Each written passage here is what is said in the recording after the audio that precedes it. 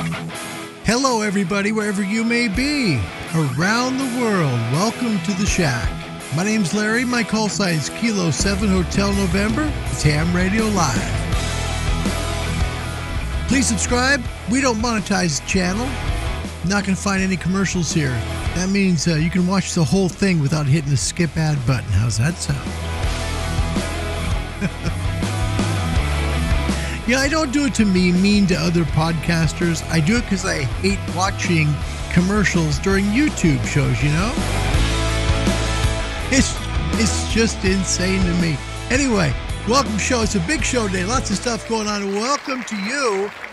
It's so good to see you. Thanks for coming. My goodness, it is a beautiful day here in the Pacific Northwest. Should be in the 60s, upper 60s. Whoa, that's good for us. Thanks for the thumbs up already. Welcome to the show. Good to see y'all. Thanks for being here. Welcome. Wow. It's always great to see you guys. Today is the 1st of April. That means you know what it is, right? It's April Fool's Day. Thank you. Yep. Be careful. You never know what might happen today. So yesterday, I couldn't do the show, and I apologize for that. I was literally ready to go, ready to do the show, and my elbow, since we left, came back from Hawaii for the trip from heck, it's fun, but there was a lot of things that went wrong. Anyway, I come back, and because our van died, right? We had no battery power, and Honda geniusly engineered this Honda Odyssey van of ours so that the back door doesn't open from the inside with no power. Brilliant. That was one of the most brilliant things I've ever seen in my whole life, man. Clark, that's the gift that keeps on giving the whole year. Yeah, pretty much. And I kept waiting for it to get better. So finally went into the arm doctor. Yeah, they have special doctors. The foot doctor, there's the knee doctor. This place has an arm doctor too. I go and see him. No joke. He takes like this, I would say it's probably about a 17-inch needle, pretty much. And drills this thing in my arm, and he says, okay, all right, now you're going to feel a little bit of a pinch here, okay? Just a little bit of a pinch. And I'm like, okay. No! It was more of a pinch. Man, I'm telling you, 3 of them, just bang, moves the needle around, bang, another time, bang, another time. Man, I said, Doc, next time you do this, I'm telling you, you probably should just go ahead and just, light some candles and play some soft music first. Thank you. Yeah. So anyway, we got the cortisone shots in, and that was just brilliant. So now I feel like I got like a rod going through my arm today. It's brilliant. So we'll see how good the show goes. Welcome everybody around the world to say some hellos. Eddie, all the way from Great Britain, from the start, caught the show. Good to see you, buddy. Wow, Eddie, thank you for coming to the channel. Appreciate you coming here. Bob, my brother downstairs, is here. Thanks, Bob. By a short wave, literally. Probably about 12 feet. No joke. Will Myers is here, our brand new general. Will, congratulations to you on passing that general exam. Man, I'm so happy for you. I mean that. I mean that sincerely. Will's call sign, by the way, is Kilo Alpha 8, Golf India Mike. Give Will some love. He just passed the general exam, and that is an achievement. That really is, Will. I'm really proud of you, man, and thank you for the kind words you said about the show, too. I'm glad it helped. My hope, I've never told people this in the channel. I've sent it out a few times on email, but never told anybody. Okay, so when I found out the code had been taken out of the US FCC license for ham radio, I was 19 years late. No kidding. So my goal is to do these shows until we've helped at least 19 people get licensed or license up. Really. It's up to 9 now. So we got 10 more to go. And that won't end the shows. Okay. I want you to know that the rest of it is just going to be icing on the cake for me, as long as that's how I look at it. So what do you say we get ready? This could be a pretty big show. Let's get it going. Let's roll. Yep. We'll get going. Antennas today. Also talking about some ham radios working out in the field, how all they do. Also a ham radio that's going to work here off of an antenna. You can take to the park. You can take to the field. You can take to the mountains. It doesn't weigh a whole lot. Comes with a really nice backpack. Now it does cost a little bit of money. I'll be honest, like $5.50, $5.60, somewhere in there. This is the Chameleon CHA 2.0 vertical. And it's a great antenna. You can either use it in the vertical configuration or you can use it as a dipole. They have it set up both ways and it will work, they say 160 to 6.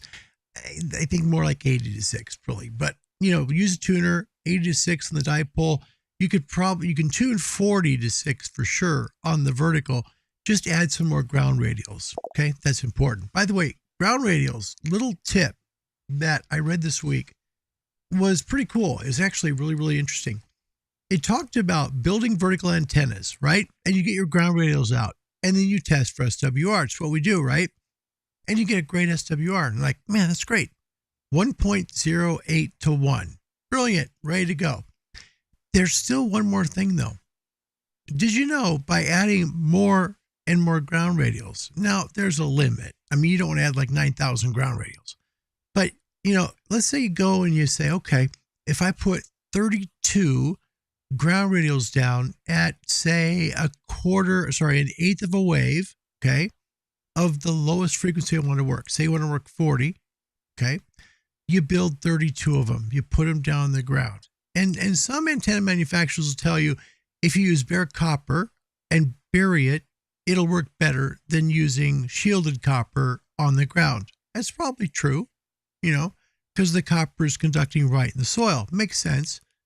But if you use 32 at about an eighth of a wave, your SWR is probably going to come up.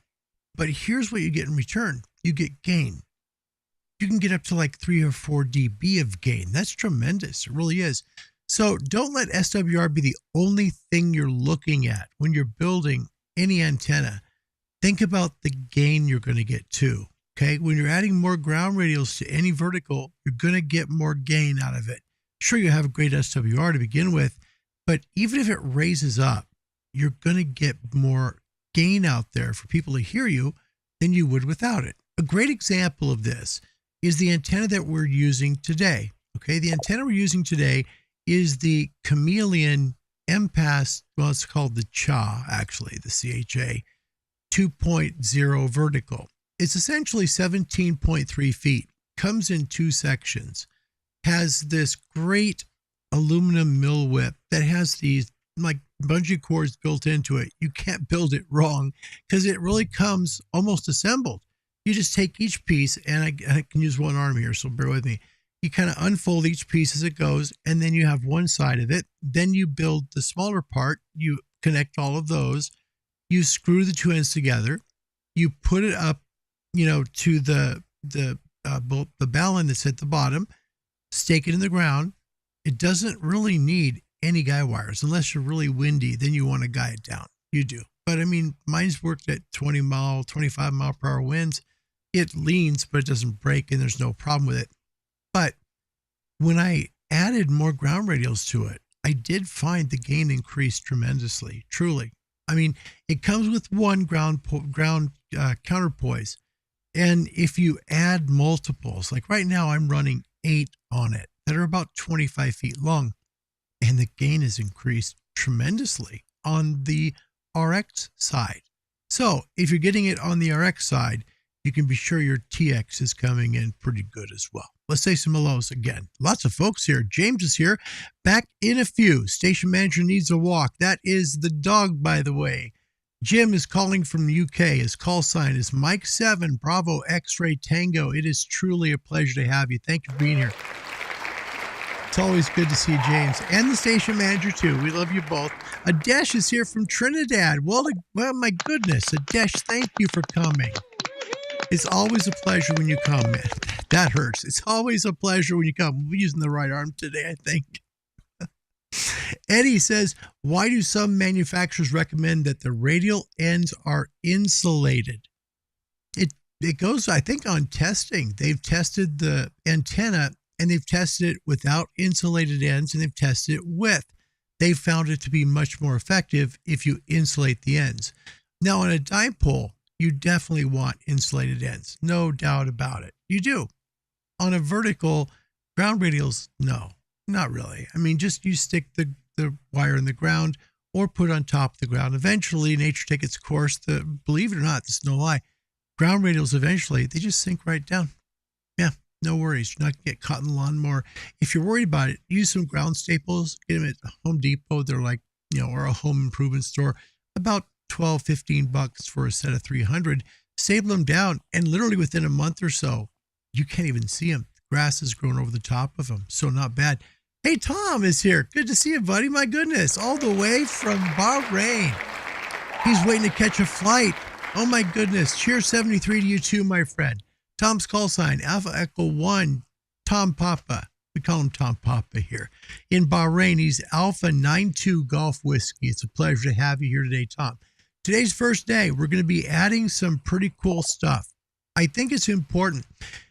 UK has had a huge increase in ham radio license requests. Did you know that? Yeah, they truly have. And so we're going to try and do our best to help them. Again, not a substitute for study, but hopefully some things that you'll learn from this that will help you remember when you take your test. Just little principles.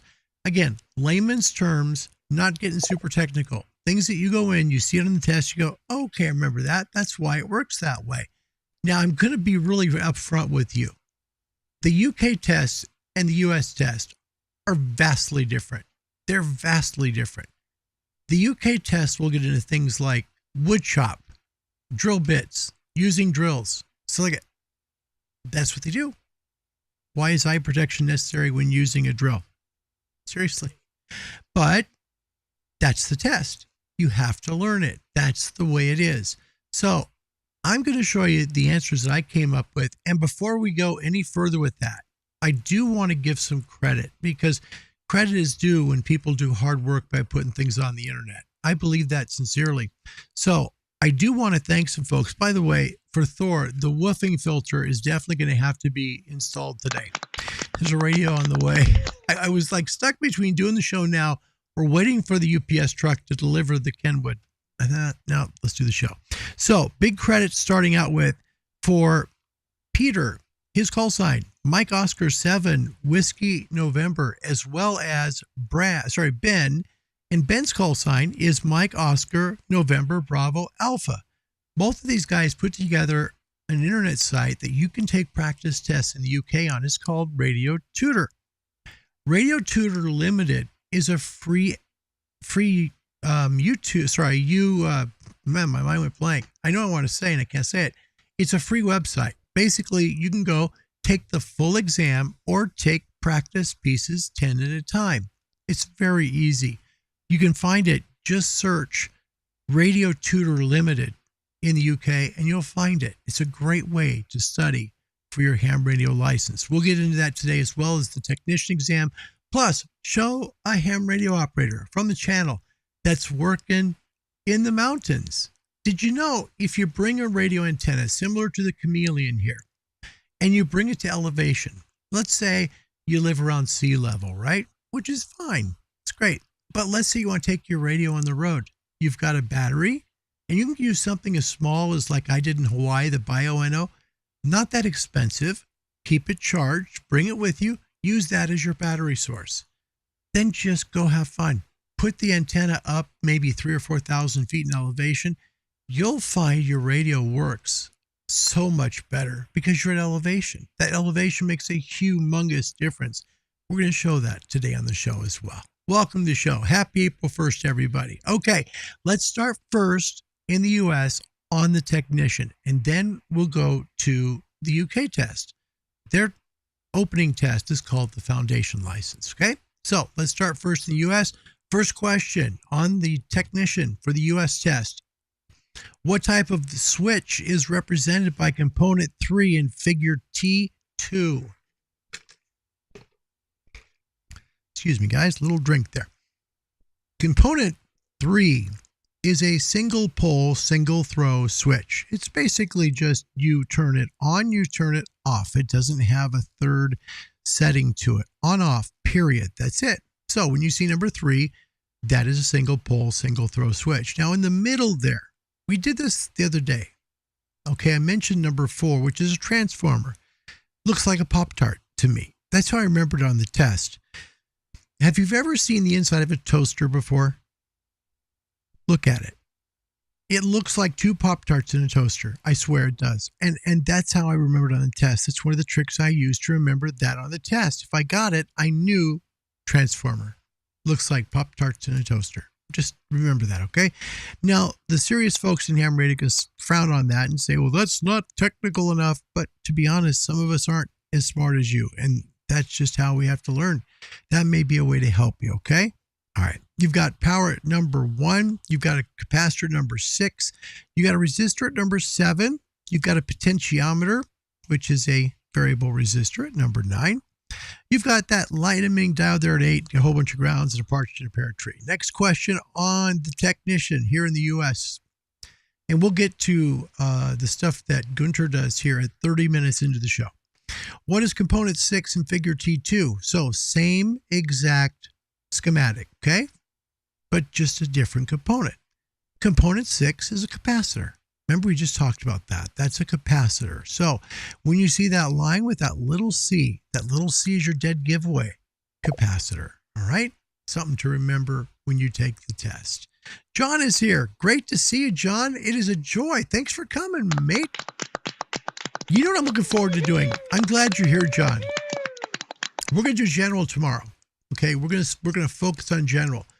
So tomorrow's show is going to be general and intermediate. So we're going to go general US, intermediate UK. So it's going to be both middle licenses for both countries. So I'm glad you're here. And the reason I'm glad, you've got an FTM 400. You mentioned you have a node. Let me know what that node is. I'd love to join it and do the show through it if it'd be okay with you. That would be amazing. I really mean that. That would be amazing. So let me know. Hit me up if we can do that, and we can run the show through your node, because I don't have the HRI 200 here to run a separate radio, so it could be the host and have my own node. I just don't have that. But I do have the 400 coming, and I'm grateful for that. So let me know. John's call sign, by the way, is Kilo Juliet 7 November Delta Zulu 891. That's a neat radio. Man, I like it. I really do, John. You're a Yaesu guy. That's cool. I like Yaesu too, but I do love, I mean, I'm a fan of all radios. They all have their own gifts. And the radio you find that you love is the perfect one for you too. John, it's so nice to see you. And we got our buddy Jim, Whiskey 6, Juliet into Mike's in the house. Good vibes to you too, brother. Thank you, Jim. Thank you so much. Yep. John, Tom says here from Bahrain, good luck. He says, you can pass it. You can do it. When you pass it, take the extra as well. 73s. You know what? Now, this is very important, John. He's right. He's right. Too many people stop at general because they think the extra is too hard. Don't do that. Don't make that mistake. Please don't do that. If I'm a general, you could be if I'm an extra, you could be an extra too. I mean that. The extra is 50 questions, okay? You're not going to get more than 3 math questions if you're not good at math, so don't sweat that. There's a lot of repeat questions from the technician in general on the extra exam as well, okay? So if you've got most of that down, you should do pretty well at the extra. Study hard. Don't think I'm good at the extra. I'm good at the general exam. I don't have to worry about the extra. You still will. But the point is, study hard on that extra. Give yourself a good 30, 40 hours of study. It sounds like a long time, but what you get is so important because you get all that DX. See, so much of the world's DX or outside our country communication is between 7.1 and 7.2 megahertz.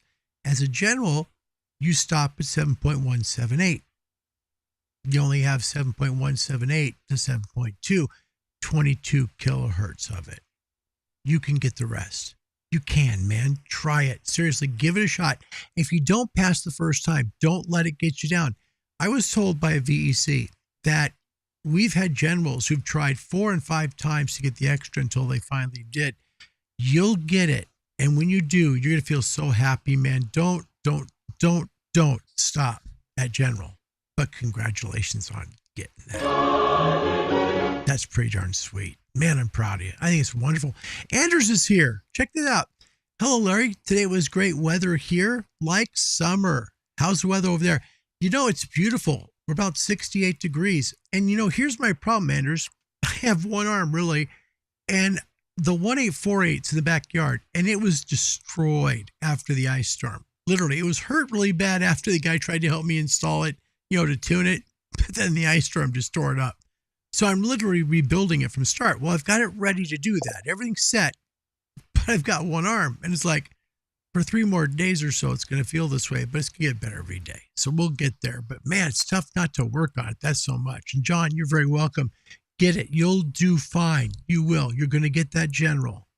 And when you get it, work on that extra. Don't stop there. You'll get it, man. It's so worth it. Trust me, man. It's so worth it. All right. Next one, Great Lakes is here all the way from Michigan. Kilo 8. Sorry, it's hard for me to read this sometimes. Yeah, Kilo 8. India Bravo X-Ray. Welcome to you, my friend Rob. Thanks for coming.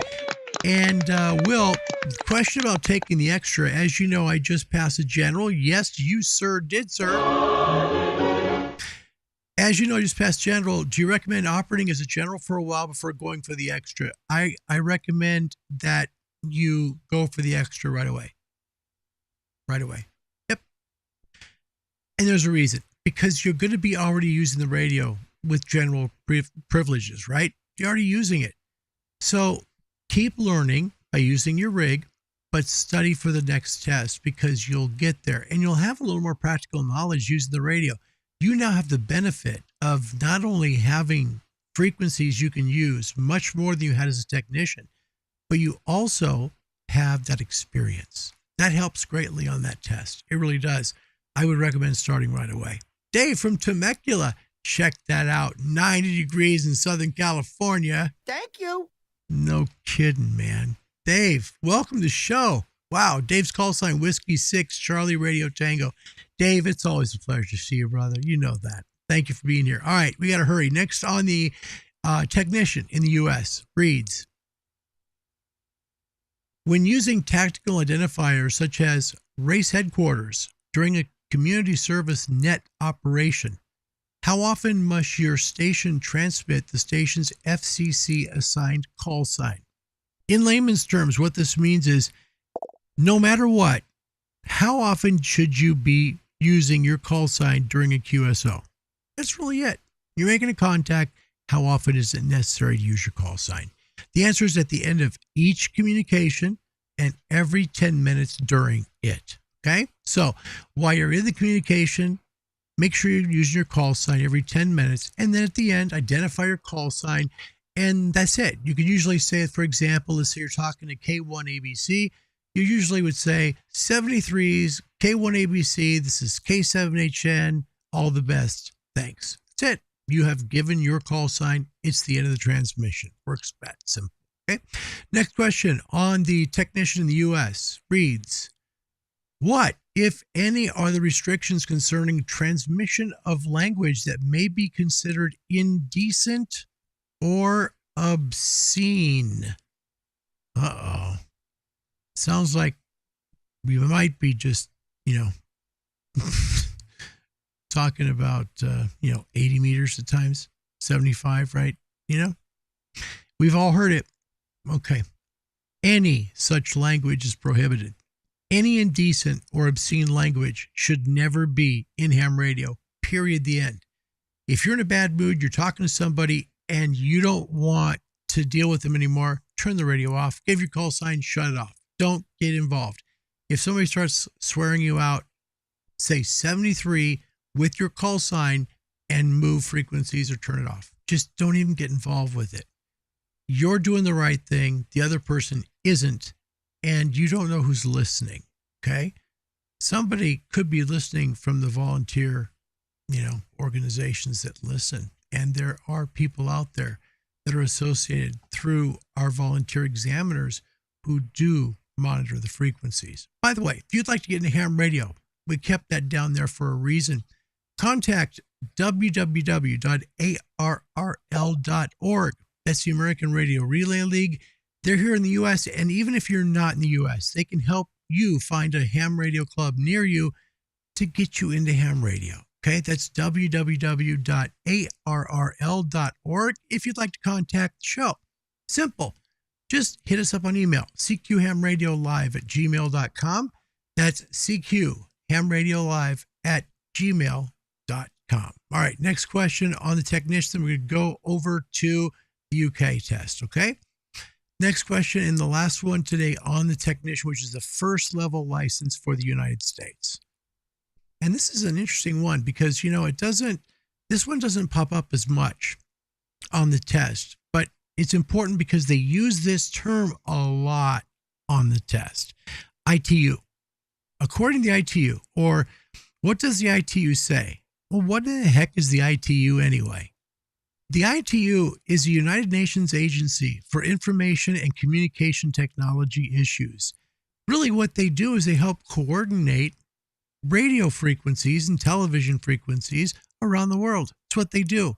So whenever you see the word ITU, that's what it means. It means the International Telecommunications Union, which is governed by the United Nations. Pretty sweet. All right, let me show you real quick. If you've ever wondered about the UK and how their call signs work, let me show you real quick what that looks like.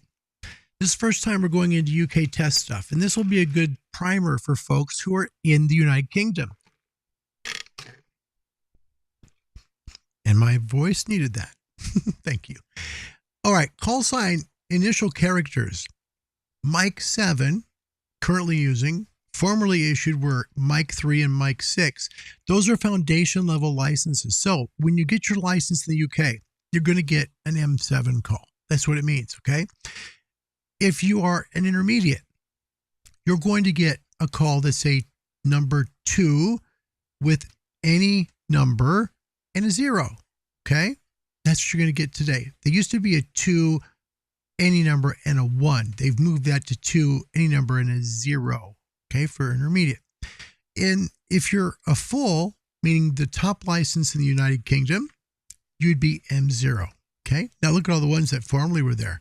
From M1, M5, and then G1 through G8, and then they add G0. I don't know what happened to poor G9, for goodness sakes. Okay. Let's go into the foundation license in the United Kingdom. First time we have went into the UK test. It's an honor to help you folks there, and I do hope it helps. Before I start this, I want to again make sure you understand that I'm not a substitute for study. I'm here to try and help you. This is some things here, hopefully, that I'll say that when you go to take the test will stick because it's going to be in more layman's terms rather than real technical, okay? And I'll get your comments as soon as I get through these questions, okay? And you're going to see the ones I got wrong too. Understand there's different rules there and different terminology there. So for a U.S. person, it would come across as being different. Does that make sense? But I'd rather give you the right answer even though I got the wrong one because it helps you. All right, first ones. A modulator that changes the frequency of the transmission is known as a frequency modulator, okay? A frequency modulator basically will just change that transmission frequency. That's what it does. There's no such thing as an exam moderator. No, there might be in the UK. That might be the person who gives you the test, okay? That's not it. So just a frequency modulator. Okay, that changes frequency of your transmission, all right? Next one, what frequency should be used for listening for beacons? All right, for new people in the UK and US, beacons are stations that are stationed around the world on different continents. They all transmit on the same frequencies. They do, and they're time coordinated. So you're not going to have like 5 beacons going off at the same time, where you got all these beacons going off at once. No. That'll be terrible. They actually time them out, okay? And you can figure out which beacons are going off by taking a look online and seeing where they're at on which frequency band. They start at 20 meters and they go up to 10, all right? So if you're looking for a beacon on 20 meters, which is 14.00 megahertz, well, 14.0, all the way to 14.350 megs, you'll find beacons at 14.1. Okay, so 14.1 is where that beacon station is going to be. We don't transmit there. That's not where we make calls. We keep that open so people can listen for beacons. And beacons are great tools to use because what they do is they allow us to know if we can be heard, or excuse me, if we can hear a beacon from a foreign continent. If we can hear it, then we can work it. That's why they're so important. Beacons also have 4 different power levels of transmission, just to let you know how well you can hear them. The first one's at 100 watts. The second one will be at 10, and these will be just like long DAWs, like a Morse code DAW, and I know we're over 30 minutes, but this is more important. It'll be a long DAW, and you'll hear one at 10 watts. It'll be a long DAW, okay? Then you'll hear a third one at 1 watt. That'll be another DAW, and a fourth one at 1/10 of a watt. Okay, so 4 of them, it will always identify itself with its call sign. Okay, so that's what beacons are and why they're important. Okay, 14.1 megahertz, also known as 14.100. Keep that in mind. Next questions. You must permit access to your radio equipment by, the answer is, an individual duly authorized and acting on behalf of Ofcom. Okay, so you've got to permit access to your radio in the UK if, now this is if, someone duly authorized from Ofcom comes and asks to take a look. You've got to make sure it's available. So make sure that everything you're doing is done by the book according to UK standards. Okay, that's very important. Next one I got wrong, and it was because honestly, you could do it both ways, but I wasn't sure how the UK did this. So I got it wrong, but the right question's there, and that to me is more important. It helps you get it right. All transmitters must be operated into, the correct answer is the correct load. Okay, the correct load, which means an antenna that's resonant. That's really what it means. So a correct load would be feed line going into an antenna that is resonant for the transmitter to work. Okay. Now, many people will put an SWR meter right there after the transmitter. That's why I picked SWR meter, because that's where it goes. But in the UK, the right answer on that foundation test is the correct load. Please keep that in mind. All transmitters must be connected to a load that's resonant or correct. That's how it works. We've got, let's see, a few more for the UK. All right, here we go. A high SWR reading would indicate, now SWR means standing wave ratio, okay? Standing wave ratio is literally energy on your feed line, okay? And on your antenna. That's what it means. Think of it like if you held a clear tube of water. Both ends were capped, and you kind of rotate it back and forth. You see that water sloshing around from end to end. That's how our signals work on feed line into an antenna, because the antenna isn't going to be perfect, nor is the feed line. So you get the signal coming out fast out of the transmitter towards the antenna. Then some of it comes back, and then the transmitter retransmits it. It happens at the speed of light, literally. So high SWR, or high standing wave ratio, indicates a fault in the antenna system, okay? Means your antenna just isn't resonant. You need to make sure it's cut or the right height, the right length to make it work. That's really all it is, okay? Next question. The best length of a tuned dipole antenna. So now we're talking about a wire antenna that's tuned, okay? The best length of a tuned dipole antenna is determined by the wavelength of the frequency in use, okay? This is really important. It's simple to understand, okay? A dipole, really, for the most part, is a quarter wave, or it could be a half wave, okay? Let's say it's a half wave, okay? All right, let's see. You've got, if it's a half wave, you have a quarter wave. Let's say this is the center unit right here. This is where the coax comes in, right? A quarter wave of wire comes out this direction, all right? Another quarter wave is going to come out from that coax connection this way, all right? This is going to be called a balun. This is where you have balanced feed line because both of these are balanced wire. Coaxial cable is unbalanced. Okay, so you have both coming out, and in some cases you'll have what's called ladder line or dual like window line. It's wire that's like it's parallel together with little spacers in between. Okay, if you've ever seen an old television set that hooked up to rabbit ears, that's window line, that's feed line. Okay, so it comes down the dipole straight down here. So it continues the balanced line, but eventually it goes into what's called a balun. A balun means it goes from balanced line to unbalanced line. That's why it's called a balun. But when you build a dipole, both wires are, let's say, a quarter of a wavelength long for the right frequency. Okay, so if you're building a 40-meter antenna, it's going to have to be a certain length. In ham radio, we don't just build antennas and say, well, there's about 40 meters of wire. That should be enough. I'll just stick that up. Nope. It has to be a certain length to work on a certain band. That's what we do. And that's why they work. And they work much better if you have them cut to exactly that same length. Okay, so let's go back to the question.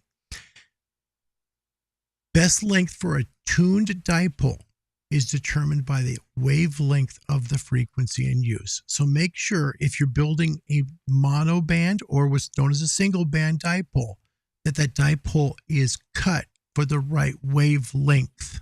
Okay, cut for the right wavelength. Okay, take 300, divide it by the frequency, and that's going to give you how long the wire should be. Okay, that'll give it to you. And then basically, you can make a dipole out of it by cutting that number in half, taking two pieces of wire that are half that total length, go down a set of ladder line into your tuner or into your radio, and you should have a balanced antenna. All right, next question on the foundation license, UK. Question reads, I'm sorry, my screen has like 7 things in front of it. Unless your license details are confirmed with Ofcom as being valid at least every blank years, your license will be revoked. The answer is 5. You need to make sure that Ofcom is notified, okay, every 5 years to confirm all the details on your license. That includes your address. Make sure if you move, you notify Ofcom as soon as possible. Very important. Okay. Next question. Which of the following is not a class of UK amateur radio license? It would be novice. Novice is not a class in the UK. Okay. Foundation is the first, intermediate's the second, and the full license is the highest and the third. Okay. Last questions on the UK test for the foundation today. UHF, which stands for ultra high frequency, okay, for new hams that are coming into the hobby. Ultra high frequency means a frequency range of 300 megahertz to 3000 megahertz, or also known as 3 gigahertz. So these are really, really short waves, very, very small. So UHF radio waves do not penetrate buildings because the wavelengths are short compared to the building. That's the answer. So when you think about, if you get this question on the test, remember, ultra high, okay? Buildings are high, aren't they? Ultra high, okay? What's your radio compared to the building? It's short, right? Okay. Remember, the radio's short compared to the building. You'll have the answer right. That's how I would do this one. It's because, now this is not something we have in the US, but that's how I'd remember it. Ultra high radio waves don't penetrate buildings because the wavelengths are short compared to the building. Just remember your radio's short. That building is high. You'll have it right. Last question. Maximum permitted power on the 14 megahertz frequency band, we call that 20 meters in the US and the world, is 10 decibels per watt, 10 dBW. Okay, remember, Maximum permitted power on the 14 or 20 meter band, 14 megahertz, which, is the same worldwide, is 10 dBW. Okay, so folks in the UK, 10 watts. That's it for the foundation. There you go. 10 watts, by the way. Don't let that make you feel like, oh man, this radio could do 100. I can only do 10.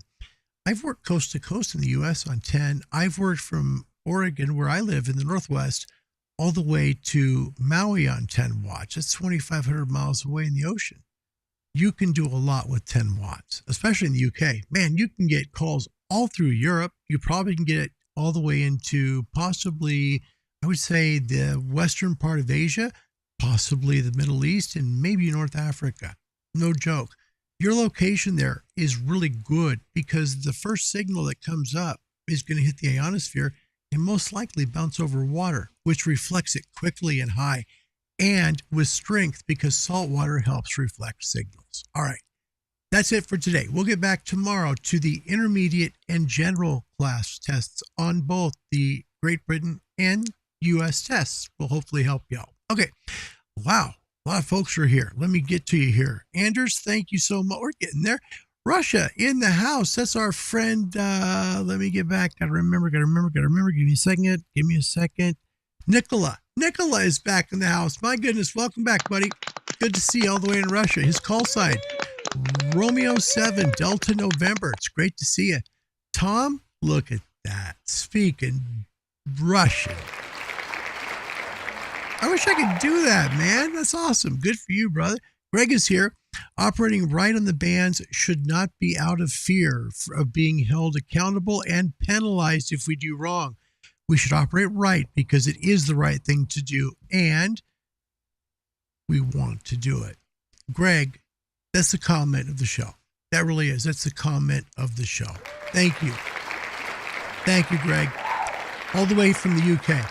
Very good. And he's right. We earn the right to have these licenses. We do. Don't mess it up by saying crummy things on the air that you shouldn't say. Just turn the radio off or change frequencies and move on. Be the bigger person. Okay? It's the best thing you can do. If you do that, you'll not only be happier, but you'll also probably stay on the air. There you go. Anders, hey, Larry, you know where to find the exam test questions that they use in Norway? Looks like you have it all in the U.S.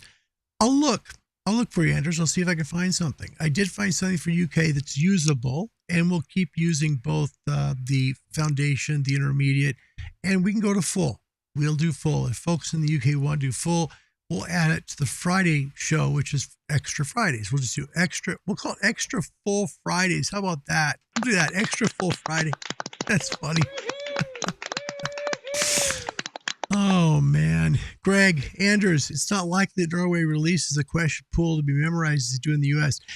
Greg, to be honest, it's not so much memorization as it is, I think, a service to help people. I mean that sincerely.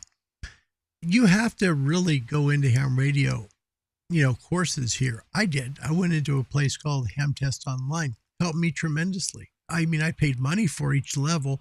They charge you for each level. And by the way, you get to do it for every stinking time, and it's only 6 months of use. Thank you. Exactly.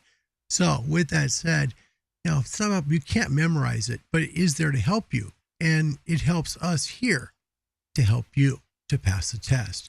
The website that I use here in the U.S. that helps me with the test questions here can be found at Alpha 9 Papa Whiskey, AA9PW in the U.S.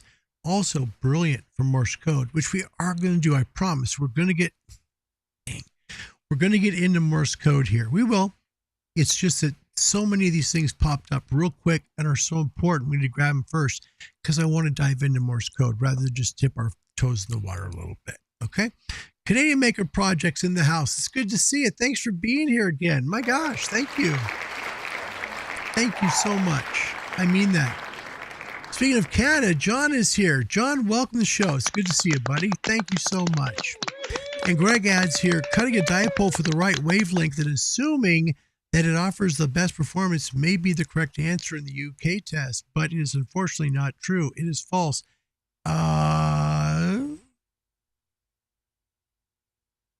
Disagree completely. Sorry, mate. I disagree. If you build a dipole to the wavelength, you're going to have SWR pretty darn flat most way through that band, and it's going to be solid. Now, is it going to be as good as maybe sticking a vertical in the ground with 32 ground radials at eighth waves? No, it won't be, because it's going to have better gain on the vertical. But if you cut a dipole to theory, it's going to work brilliantly. It really will. All right, let's get to Gunter from Germany. His call sign, Delta Kilo 5 Oscar November Victor. Delta Kilo 5 Oscar November Victor can be found here on YouTube. Just search on YouTube for DK5ONV, and you'll see his work. Does a lot of it. He sent me, by the way, it's bothering me here. Sorry. He sent me some videos to share with you, and this is him working in the field. So he's working off battery power. He set up a portable antenna, and this is some of his work. Check it out. This is Gunter from Germany with a portable antenna working at elevation. Take a look. Pronounce your name. I'm afraid I'm going to get it incorrect. I know you explained it to me very well how to pronounce it, but I still, I guess I just can't do it. Now this is on, this is 17 meters, Germany to the U.S. Listen. I'll try it once more, but then I'll give up, I guess, if I can't get it right. Of course, different languages, especially for people over here in the States that, you know, it's not required to learn other languages. They offer it in school. It seems like when I was quite young, though, in grade school, maybe like... and listen how clear that is. Isn't that clear? 11 years old. And that can be good when you get a strong signal on 17. A number of hours of Spanish classes. But after that, other than that, it was all elective if you wanted to choose a language. I did choose German for a year or two. There you go. That's Gunter in Germany using his rig at elevation, which will help you tremendously. If you're used to using your transceiver at home and maybe you're close to sea level, you know, sea level, maybe you're up to 50, 60, 100 feet, whatever. Try it one time. Take a small rig up to the mountains and use a portable antenna. It's like all of a sudden the radio got this gigantic gain boost because it did. That antenna is now working at a much higher elevation and can hear better. It's phenomenal what happens. That was 17 meters, by the way. Once you get to 17, noise does drop because as you go higher in frequency, there's less atmospheric noise. That was a strong signal on 17. They're not all brilliant like that. Sometimes, I mean, we get a lot of S3, S4 signals on 17 as well. But like with any transceiver, you get a good solid 5.9 plus, you'll have a very strong signal. Here's Gunter's second one, and you'll see his excitement of sending it to me. Enjoy. 73, Mike 7, Japan, Hotel Whiskey on the 5 Sunset. Ocean Denmark 5 Zanzibar. Larry, I'm up on the higher elevated areas, about 17 miles northeast from the place where I live in the higher elevated area. It's beautiful here. 64 degrees Fahrenheit. Wind coming up to 15 miles an hour from south-southwest. This area, in this direction where I live. This is why the pole is bending into the northeast region. I had a couple of contacts here. And you can feel the difference. You being higher up, the higher elevation, you hear things are way much better than down in the flatland to the shores of the Rhine River side.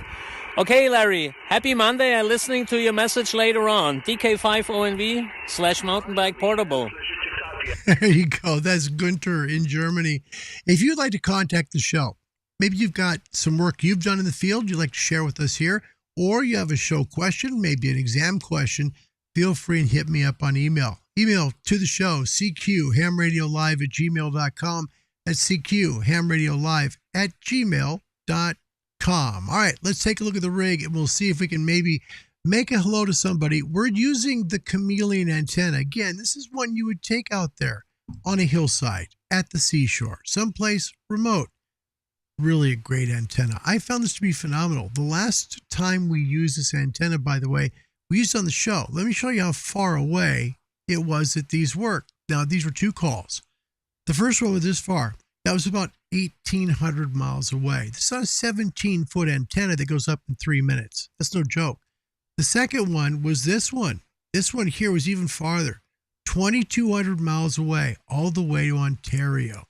This is a really brilliant antenna, but you'll get more gain out of it like you do with any vertical if you add more ground radios. Once I used multiple ground radios that were roughly 25 feet long, I had a lot better gain on it and much better transceive. Let's use that antenna now and we'll see how we do, okay? Let's go over to 20 meters and we'll give it a shot. For that, and look forward to working you again and hopefully on another band. You take care, you be safe and be well. That's the free.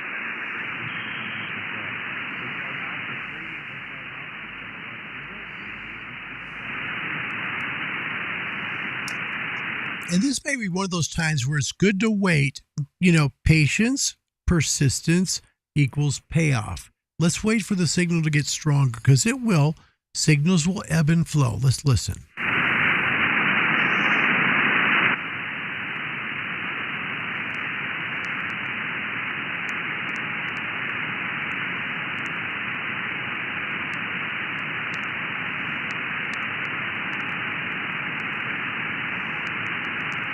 And you can see that he's still there. You know, you can't hear him, but if you look at the waterfall, the trail of the waterfall, you see little bits of light. That means he's still there.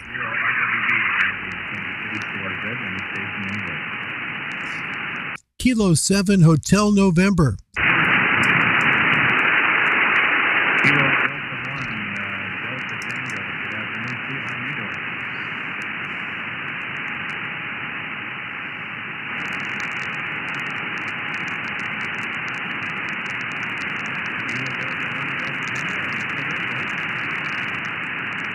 Now, this is with no noise reduction. We're just running the RF gain a little bit. Just to make it easier for you to hear, I do have a contour set, so it's set as a high-pass filter.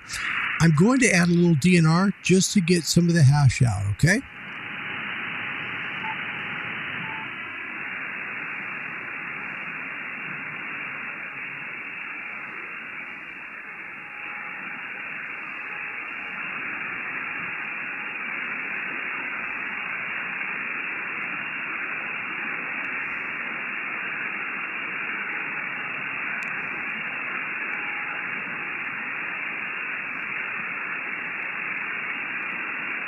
Again, sitting and waiting for the signal to come back a little stronger here.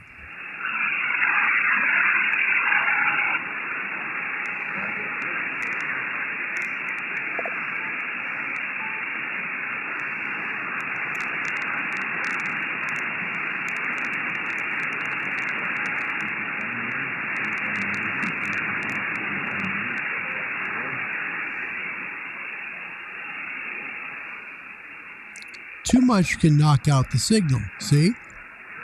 Bring it back, you still have static, but you have the signal.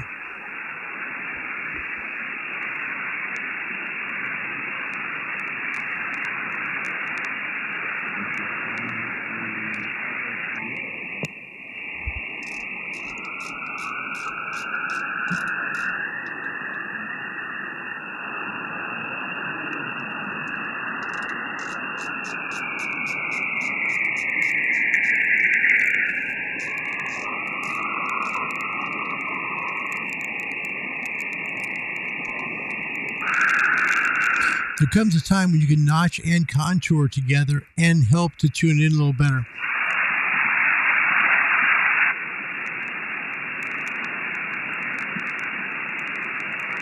And you can see his signal is raced basically at the noise floor.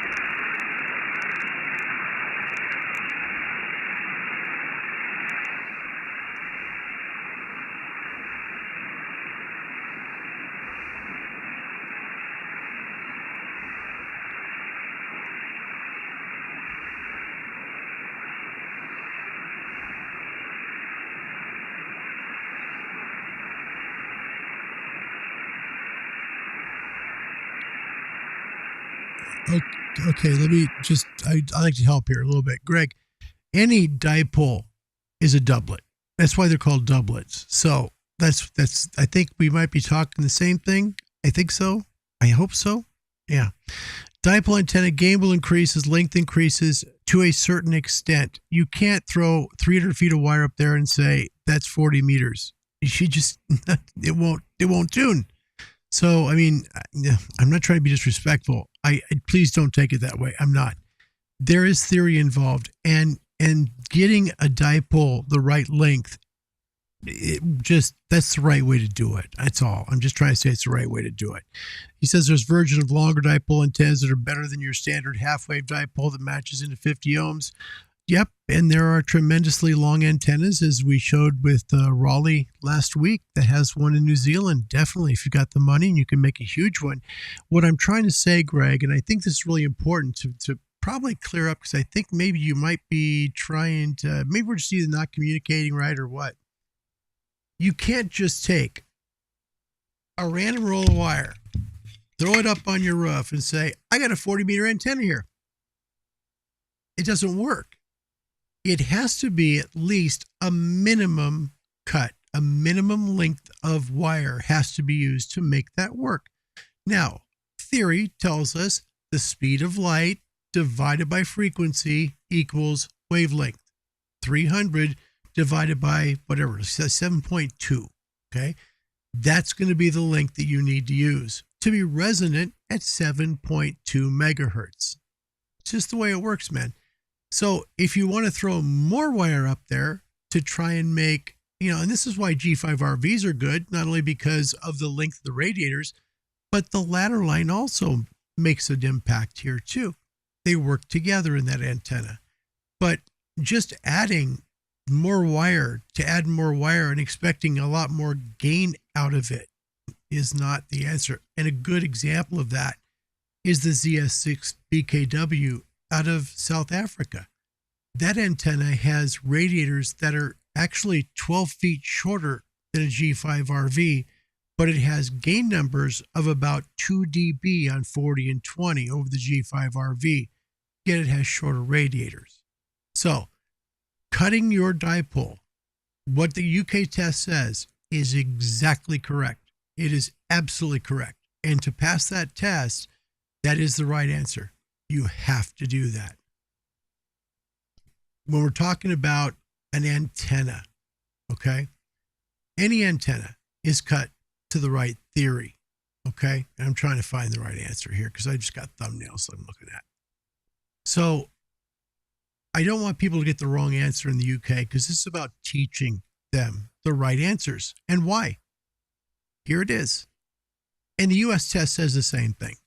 The best length of a tuned dipole antenna is determined by the wavelength of the frequency in use every single time and twice on Sunday of a resonant or tuned antenna. Period. That's it. It is tuned at that length of wire. Anything more than that, it is no longer tuned. There you go. Okay. Sorry. Don't want to make you mad. Not trying to.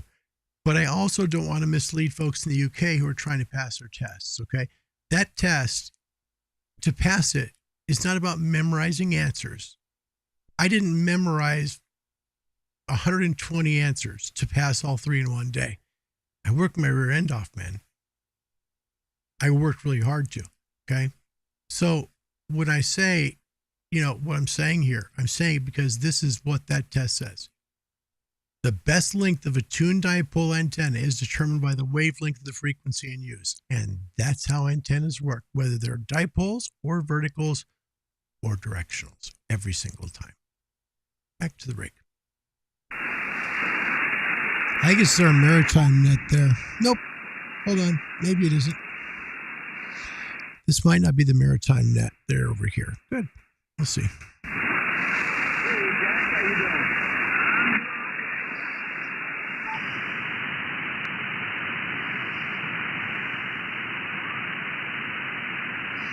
IT guy in the house. Good to see you, man. Welcome back. It's good to see you. And by the way, Rob, it's good to see you too. Thanks for being here. Appreciate you guys.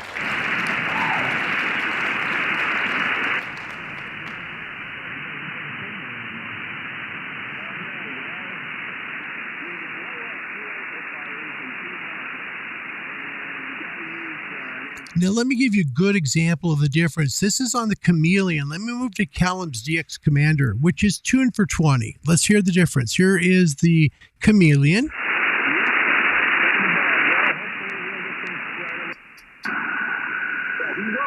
There's Callum's. Signal came up, see? He's got to replace broken parts, so he's going to do that. Now, the signal to noise went down. Okay, sorry, signal to noise went up on the Chameleon because the Chameleon is only 17.3 feet high. The DX Commander is 30. So, and it's cut, the antenna element is cut quarter wave for 20 meters. So it's going to bring in the signals better without all the noise as much. That's why. But this is a great antenna to bring with you on the road. Like I said, on Wednesday, let's see, today's Thursday, Tuesday show, made 2 calls. One that was about 1,700 miles, the other one 2,200 miles, something like that. That's the kind of performance that the Chameleon CHA, which is the 2.0 CHA vertical, will do. A little pricey though. I think it's like $269. Or sorry, $569. But it comes with everything you need. If you go to field day, man, it comes with a bag, the tote bag. It comes with all the pieces. It's brilliant. Let's tune around a little bit and see what we come up with today.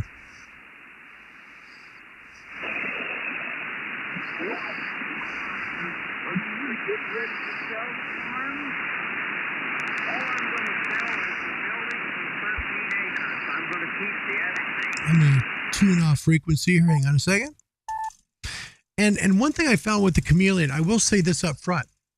On the Chameleon, you're going to end up having to tune a little more because of the height of the antenna, or I should say the lack of the height.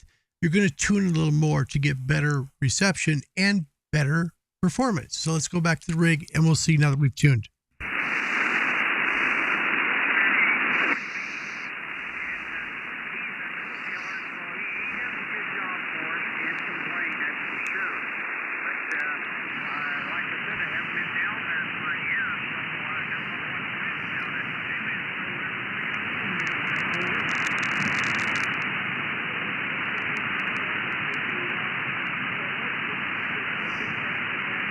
Okay, this is not an antenna you put up in literally 3 minutes. That's all.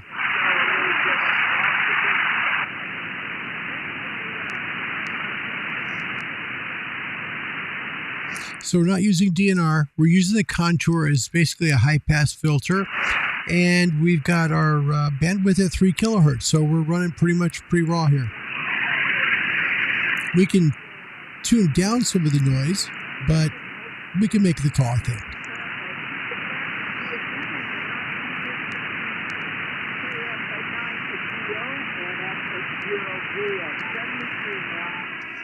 NF0VF, KF90 back. Okay, Frank, good talking to you. I'm on here every day about this time, and usually get on in the morning a little while and then come up and head afternoon and talk a little bit. Here's without DNR. I enjoy it very much. It's really been With it.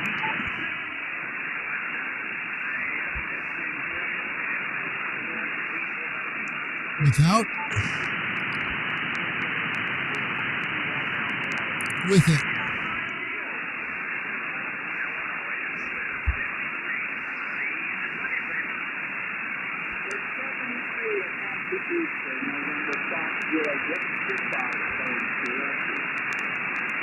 Kilo 7 Hotel November.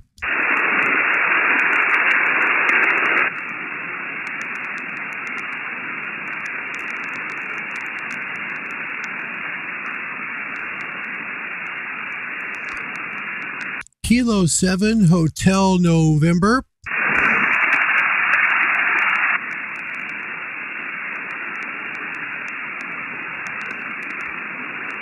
The November 6 station, come back please. This is KF9 Golf Oscar. The name is Norman, And the QTH is New Boston, Illinois. Over. QSL, Norm, thank you. My name's Larry. My call sign is Kilo 7 Hotel November. QTH here is Independence, Oregon. You're live on a YouTube channel now that helps to teach ham radio in both the United States and the United Kingdom. And you're running right now about a 5.7. 5.7, over. Good to hear from you. And it's a kind of a pleasant day here, but I don't know if he's got us. I don't think he's got me. I walk by Chester and Gunter.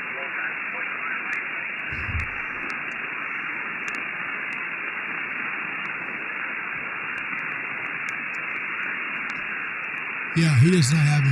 He does not have me.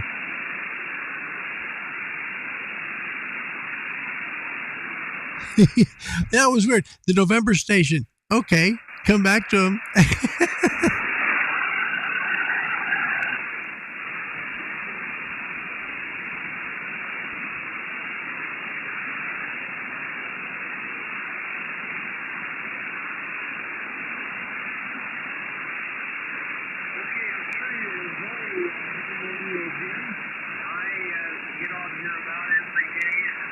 Yeah, he definitely does not have us. Give you an idea of where Norman's at. He is 1,657 miles away, which is 2,667 kilometers. His beam heading is basically 86 degrees from my location here. He's located in a town called New Boston, Illinois.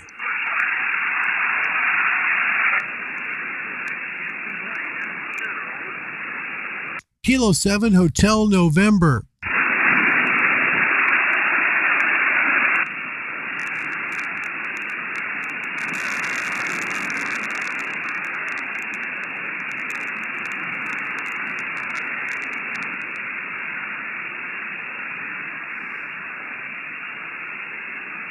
Trying to leave as much hash out as I can for you guys.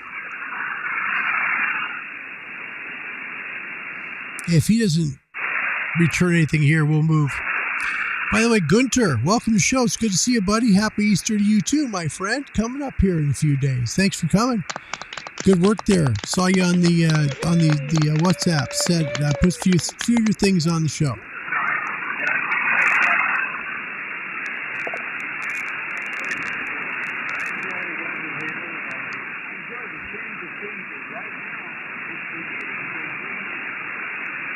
Yeah, he's not hearing us. All right, we'll move.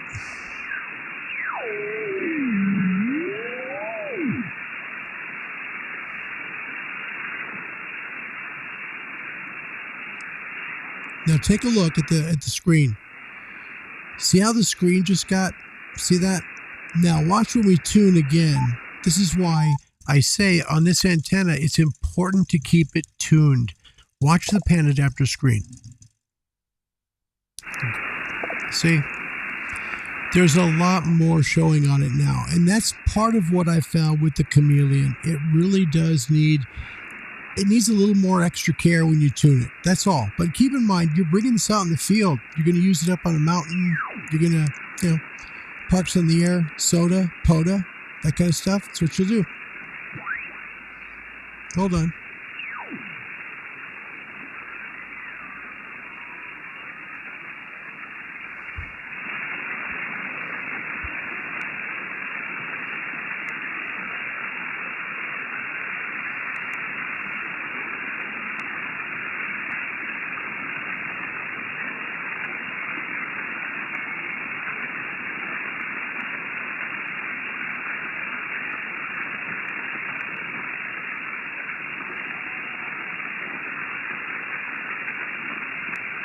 No, not enough.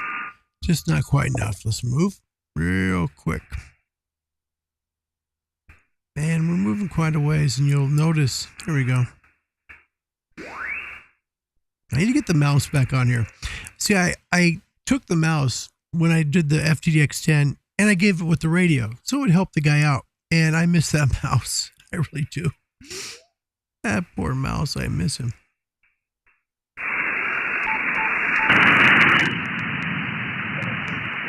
And so we're a little bit behind you, ahead of you. And 2:20.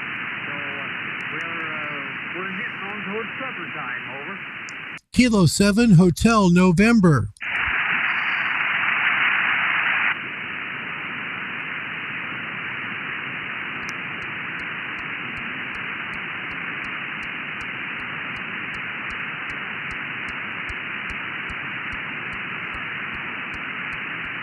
You see how the SWR just stayed right down at the bottom. Very good. The antenna does very well there. If you want to use it to receive better, Certainly enjoyed the future on the rag skewer, and I'm too old to be a cost estimate,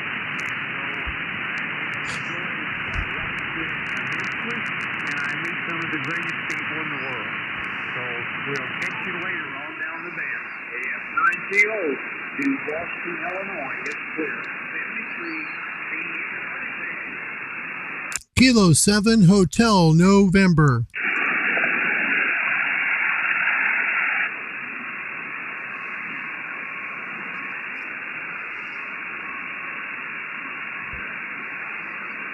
This may be too short.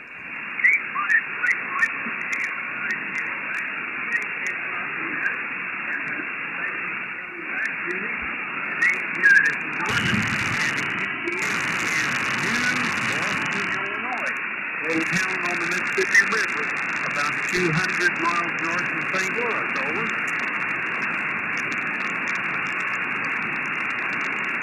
I don't think that's for us. We'll see.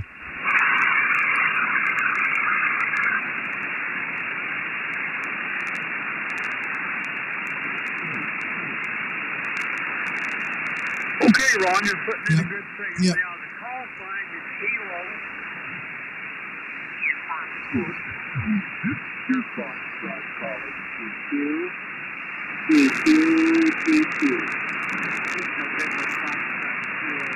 Your Foxtrot calling T2 and Kilo 7 Hotel November.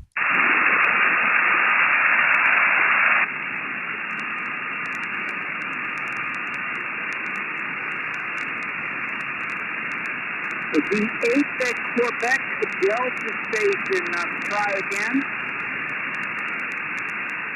It's got a decent signal. What I found is with 20, at least with this antenna, it stretches pretty long, and it's because it's short. I hear 8 Quebec Delta, not a very strong signal here into southern Colorado this afternoon. Try one more time. Kilo 7 Hotel November. I don't think he's calling us, but we'll see if that's what he's thinking. Okay, KB8QD, I believe I have that. Kilo Bravo 8 Quebec Delta. Yeah. See, that's too short. We're too close. Foxtrot 0 Victor Foxtrot. So he's a little close to us. Our calls typically are about 1,500, maybe 1,800 to 2,000 miles away on this. You know, at this time of day.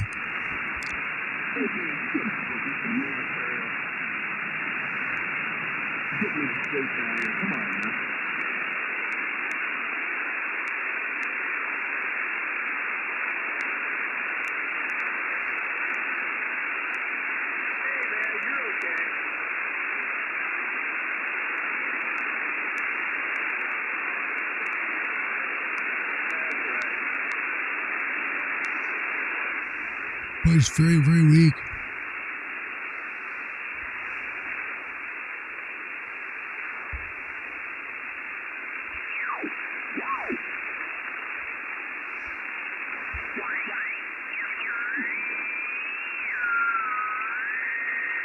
Right by an RFI spike, see it? We can notch that.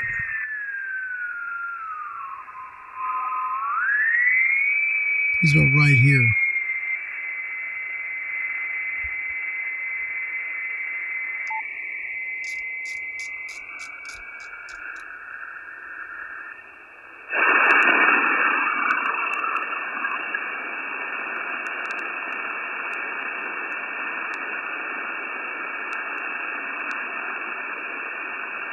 And not hearing. Okay. And away we go. Notch comes off. You'll hear the sound again. See? And there it is. All right. Well, we might just not make it a QSO today. We've been on for quite a while.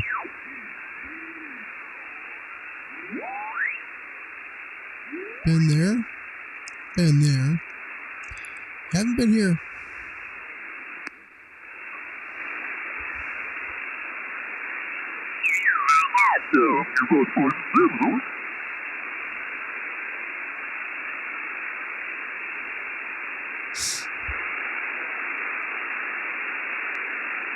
I'll get your comments just a second, folks. My goodness, hold on. We got to get your comments right now. Sly Liu, look at this. 9 Mike 8 Sierra Lima is in the house. Wow. From Borneo, East Malaysia. Sly, it is an honor. I mean, absolutely an honor to see you. And thank you very, very much for coming to the show today. I mean that very much. Think what we do. I think we had signal. It's not bad. But we did find on this on Tuesday's show. The show Tuesday, by the way, both of those calls were made on the, I got another, hold on. When you see them, quickly pop up.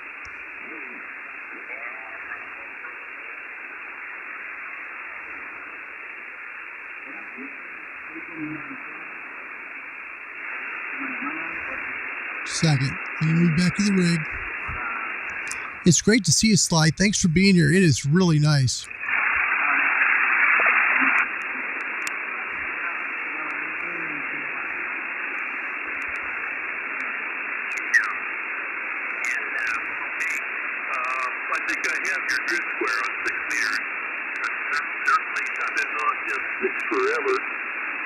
The grid squares came into effect in 1983. Of course, my company sent me out of town about March. No, you kicked me off. I came back in May. And yeah, Fred, we'll take, Rod, we'll take a look at 40. The Century Club VHF job. But let's try 20 one more time. Would have been close to number 1 or 2 if I hadn't got sent out of town. Anyway, I'm still not complaining. Sorry, I didn't mean to rattle on there. Go ahead. Kilo 7, Hotel November. Ooh, look at that SWR. Woo! See what I mean? With this antenna being this short. About that part, but I'm a VHFer, and I was on all the bands. 62, 220, 432, 903, 1296, and I got a bunch of grid squares confirmed and all that stuff. So anyway, that's what I was just talking about. Anyway, hold on. We'll move down and tune. We'll retune. So we're going to retune this to get the SWR down. It's going to bring his gain up a little bit and hopefully help us make the call and say hello real quick. Not sure if we'll be able to make it. If we can't, we'll close the show.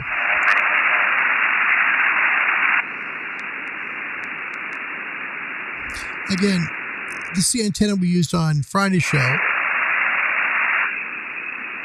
And it worked so brilliantly, and again on Tuesday's show. And then on Saturday, this thing was so brilliant, it worked all the way into Canada and Alaska twice. I lost her in 1991,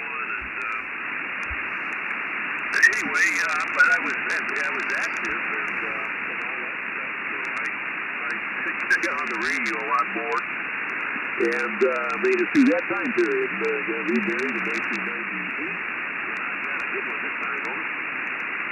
Kilo 7, Hotel November. Oh, too high. So, that gives you an idea on 20, and let's take a look here real quick on 40. Hold on.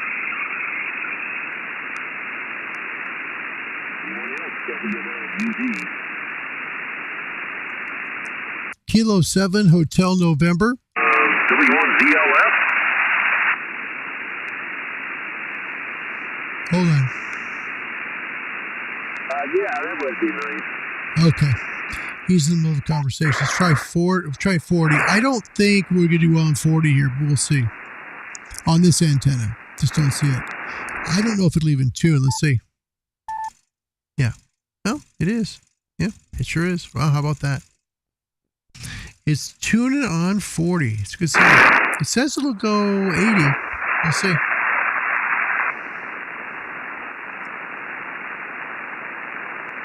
Bring the screen up for you.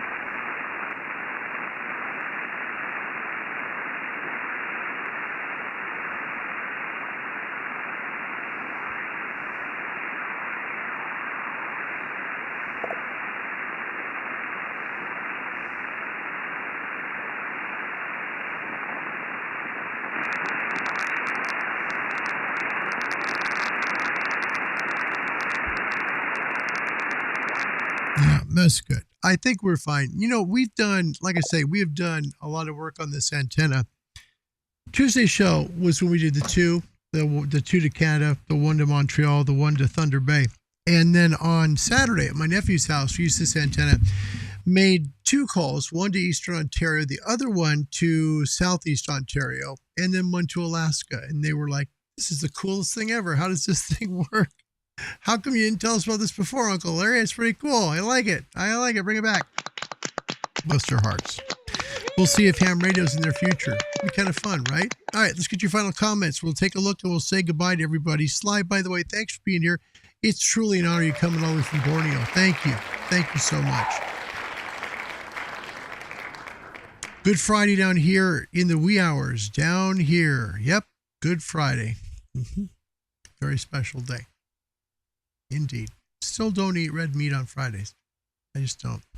One of those things. You're very much. No, the honor's me, man. Thank you for your kindness and thank you for the nice words about the stream. Truly, I mean that. Thank you. Rod's going to be working on Friday during running up battery power during afternoon. Hope he can make a QSO. That's cool. Yep. You know, when I worked in Hawaii, I will close with this. When you work with solar, just to explain it clearly before we close the show, solar powers your battery. Okay. Solar doesn't power your radio, just so that there's no miscommunication. You use the sun to power the battery, which powers the radio when the solar is done charging the battery. You don't have the battery constantly being recharged by solar being used at the same time, okay, through the charge controller. You don't do it. You just charge the battery with the solar. Once the battery's charged, you run it to your rig and you use it direct. No power supply needed. You just use the battery. And it'll work brilliantly for you, especially if you want to work nighttime DX somewhere. Man, oh man. I can't, you know what, get one of the BioNOs. They're really not that bad. They went through our airline, no problem, both times, and the TSA checked the bags. But you'll be able to get them in. I tried. I wanted to see, would this go through custom, through the bag? Because I did it carry-on the first time. The second time, I made a mistake, to be honest. I put it in my check bag. I was like, oh no, we got on the plane. Looked at my wife. I said, Karen, I put the battery in the check bag. She's like, so? I said, no, you don't understand. That could be a problem. And we had one of those little TSA, we checked your bags thing. No note in it, nothing about the battery. Thankfully, we were very blessed on that and grateful that I'm not in trouble for putting a battery on board like that, because that's that's a pretty strong battery. But you can get one of those and it'll power your rig for hours. I mean, when you're receiving, it's not using a ton of juice. It's when you're transmitting. That's when you're pulling battery power down. So use your battery if you're going to be able to do it from a remote location. I suggest the ocean, if you're close to the ocean, or a mountain. A mountain is so cool. You get up 3,000 or 4,000 feet in elevation, throw a quick vertical stick up, watch what happens. It will stun you. It really will. It's like all of a sudden you've got this brand new station because you do. Elevation and antennas make a huge difference, just like putting your antenna near the seashore does. Do that and you'll find ham radio is even more fun than you ever thought at your own home. Plus, it's sunny out. You get to enjoy the day. All right, that's it. My name's Larry. My call sign is K7HN. It's been a pleasure and an honor to meet all of you today and spend some time with you. Tomorrow, we'll work on, tomorrow's Friday, Extra Full Friday. we'll do some extra, we'll do some full questions for the UK, and we'll talk about some Morse code. Hopefully, we'll maybe, learn a few letters, make it all happen, get it all done, and we'll maybe leave you with a few letters that we can teach. I don't know, I like to do the Farnsworth method. I'm not good at code. So just to understand, I'm learning here too. So we'll learn together. We'll give it a shot. Okay. My hope is that we can learn together and do well. Got some great stuff from MFJ to help me learn and help you learn. My hope is it'll be helpful to you. Thanks for watching. Been an honor and privilege. God bless you all. Until tomorrow at right about 20. Well, we're going to try and make it 20 tomorrow for Stu Foster in Great Britain. My name is Larry. My call sign is K7HN. For all the mates in the UK, this sign us for you. Or I should say, sorry, in the UK, when a television station goes off the air, they don't call it a sign off. They call it a close down. This is for you in the UK. 73s, everybody.